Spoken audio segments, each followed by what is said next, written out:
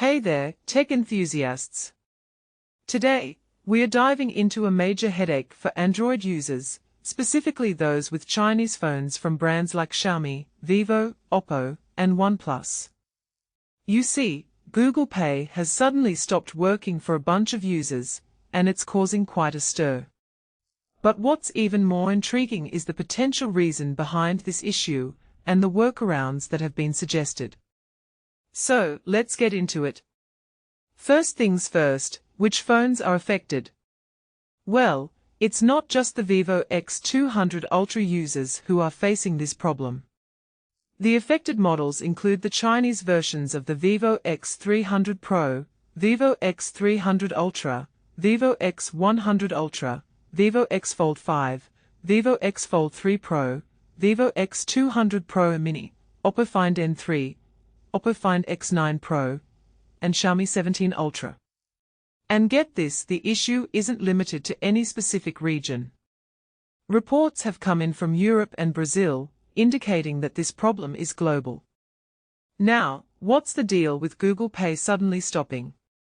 Well, it turns out that many of these Chinese phones are running on an older version of Google Play services, version 26.26. And here's the kicker: Google might have intentionally blocked these phones from using Google Wallet. Why? Well, that's the million-dollar question.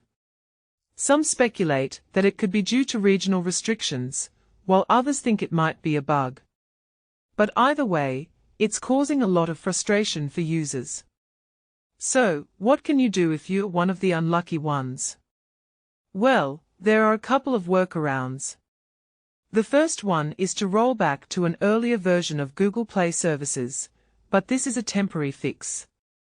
You'll need to use ADB to do this, and it will completely reset your Google Wallet. You'll have to re-add and set up all your cards again. Not exactly a fun process, I must say. The other workaround is to set another wallet as your default payment option. For example, you could use Curve Pay. This way, you can bypass Google Wallet entirely. But, as you might expect, Curve Pay has its own set of problems. It can get stuck in an unauthorized payment loop, and the support can be slow or unavailable. So, it's not a perfect solution either. Now, here's the thing: there's no official fix in sight. Many users are still on the old version of Play services, and might not even realize they are affected. And the debate rages on as to whether this is a bug or a deliberate ban. Personally, I think it's a bit of both. It's definitely a bug, but it also raises questions about regional restrictions and Google's policies. What makes this really interesting is the potential impact on Chinese citizens traveling or working abroad. It's a complex issue, and I'm curious to see how Google handles it. In my opinion, this whole situation highlights the challenges of global software development and the impact of regional restrictions.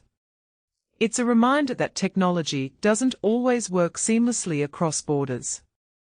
And it's a reminder that we, as users, often have to find workarounds and deal with the consequences. So, what do you think? Is this a bug or a deliberate ban? And what's the best solution for users affected by this issue? Let me know your thoughts in the comments below.